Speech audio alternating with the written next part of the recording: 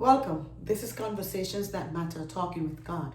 Today we will quickly talk about when God speaks. Yes, God, when He speaks. God does speak.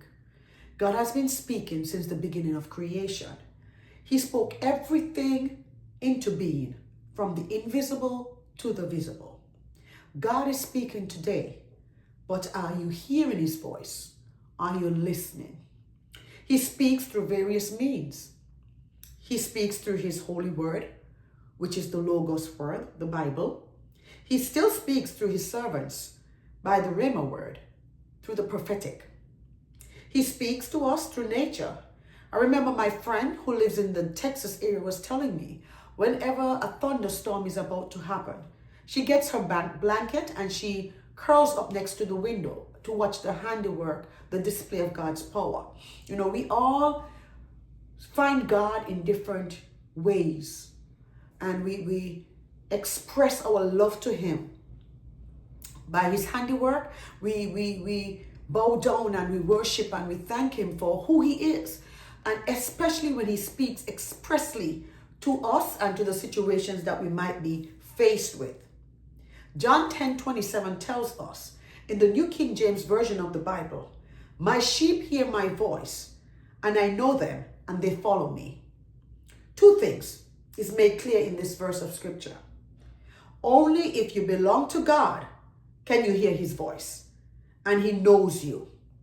Then we will walk in obedience because it says we follow Him. Can you hear God speaking to you today? And I know He is speaking. When God speaks and things come to life, when God speaks, sorrow turns to joy. When God speaks, the storm becomes calm and peace is experienced.